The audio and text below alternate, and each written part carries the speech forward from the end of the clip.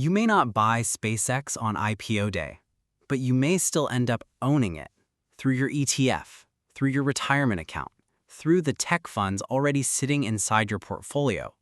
That is what makes the SpaceX IPO different. This is not just another Elon Musk story. This is not just another rocket company going public. According to Reuters, SpaceX has drawn more than $250 billion of investor demand for a planned $75 billion IPO. That means demand is roughly 3.5 to 4 times larger than the shares being offered. And when an IPO becomes that large, it stops being only a stock story. It becomes a liquidity event. The headline everyone will chase is simple: should you buy SpaceX stock? But that is not the best question. The better question is this: what happens when the most anticipated IPO in modern market history pulls money away from other assets, opens the door to retail investors, and potentially forces index funds to buy the stock whether the valuation makes sense or not? That is the hidden story. And for long-term investors, especially people with 401ks, IRAs, ETFs, and exposure to technology stocks, this may matter even if you never place a direct order for SPCX. So, in this video, we are going to break down 3 things. First, why retail investors are being invited into this IPO in an unusually large way. Second, why the valuation is both extraordinary and dangerous. And third, why SpaceX could affect your portfolio even if you do not buy a single share on day one. Let us start with the basic structure. Reuters reports that SpaceX plans to price its IPO at $135 per share. The company is expected to sell about 555.6 million shares. That would raise roughly $75 billion. At that price, SpaceX would be valued around $1.75 trillion. That would make it one of the largest public market debuts ever. But the unusual part is not only the size. The unusual part is how SpaceX is handling the process. Normally, an IPO roadshow is used to test investor demand and adjust the price range. SpaceX is reportedly doing something very different. It set a fixed price before the roadshow. In other words, this is less like a traditional price discovery process. It's more like a take-it-or-leave-it sale. And because the demand is so large, the company may not need to negotiate much. That is a powerful position for SpaceX. But it creates a difficult question for investors. If the price is already fixed near a $1.75 trillion valuation, how much upside is left for the buyer? Now, here's where the story becomes much more important for individual investors. Reuters and the Associated Press report that SpaceX may allocate up to 30% of the IPO to retail investors. That is very unusual.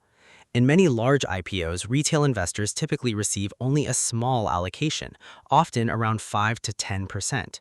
For SpaceX, the retail allocation could be as much as $22.5 billion. Fidelity has reportedly lowered the participation threshold to around $2,000 for some investors. That makes the IPO feel more accessible, and that is exactly why demand could explode. But accessibility doesn't mean fairness, and it doesn't mean guaranteed profits. If demand is several times larger than the offering, many investors may receive only a small allocation or no allocation at all. Then the temptation becomes obvious. If you don't get shares at the IPO price, you may feel pressure to buy in the open market after trading begins. That is where risk can rise quickly, because the stock may open far above the IPO price, and the higher the first-day gap, the harder it becomes to justify the purchase using fundamentals. This is the emotional trap. People may think they're buying SpaceX, but what they're really buying is scarcity, hype, and the fear of missing out. Now, let us talk about valuation. SpaceX is an extraordinary company. That is not the debate. The company changed the launch industry. Starlink created one of the most important satellite internet networks in the world, and Elon Musk has built a public market following unlike almost any founder in history. But a great company can still be a dangerous stock at the wrong price. Reuters reports that SpaceX generated $18.67 billion in revenue in 2025.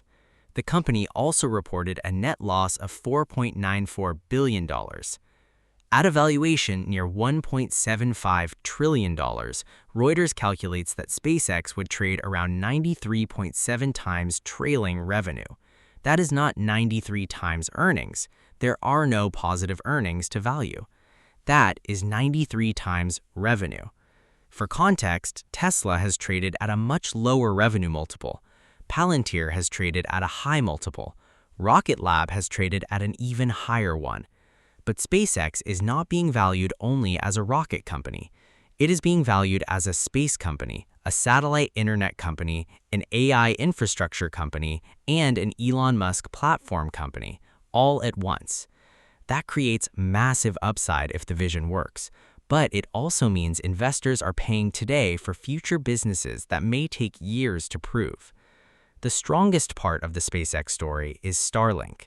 According to reporting on the IPO filing, Starlink generated about $11.39 billion of revenue in 2025. That makes it the crown jewel of the business. Starlink is not just a science fiction idea. It is a real business with real customers, real revenue, and a clear strategic position. This matters because investors need to separate what already exists from what is still only a vision. Starlink exists. Space launches exist, but orbital AI data centers, large-scale Mars infrastructure, and some of the most ambitious future markets are still highly uncertain. That does not mean they are impossible, but it does mean they should not be valued like proven cash flows yet. This is the central tension of the IPO. The strongest current business is Starlink, but the valuation is pricing in something much bigger than Starlink. And that is why investors need to be careful. Now, let us move to the part most videos will miss. This IPO may not only affect SpaceX, it may affect other markets.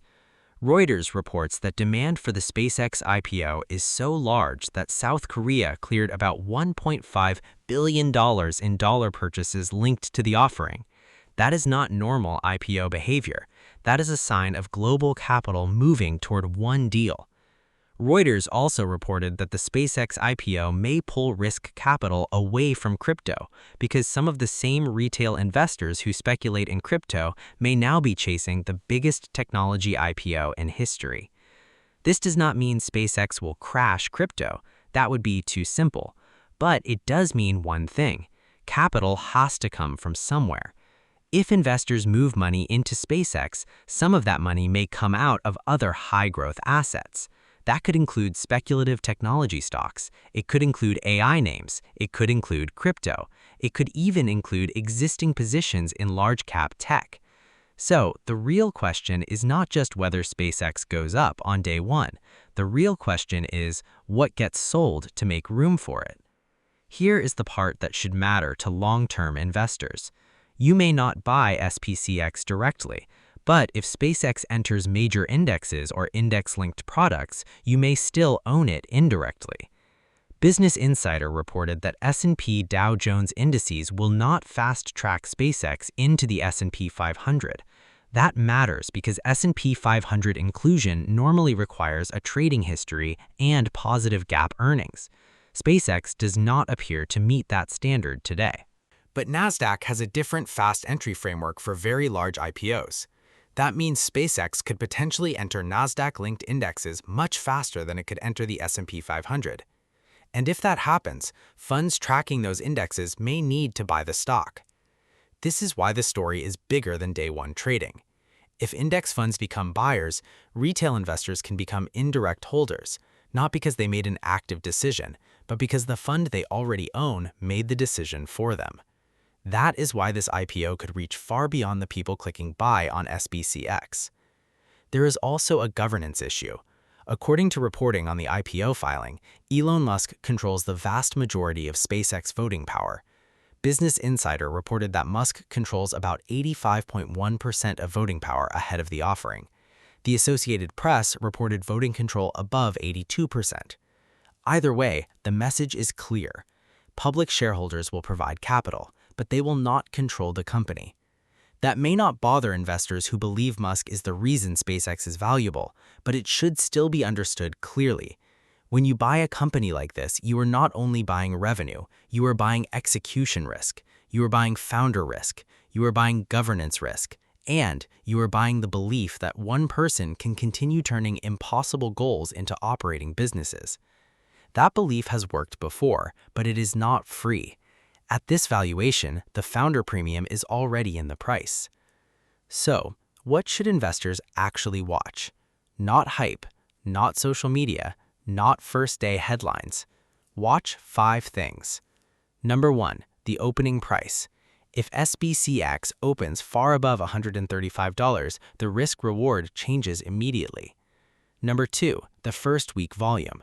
High volume with stable pricing is very different from a low float squeeze driven by scarcity. Number 3, Starlink growth. If Starlink keeps expanding revenue and margins, it can support a much stronger long-term case. Number 4, evidence for AI infrastructure revenue. If SpaceX wants to be valued as an AI infrastructure company, investors need proof, not only a total addressable market.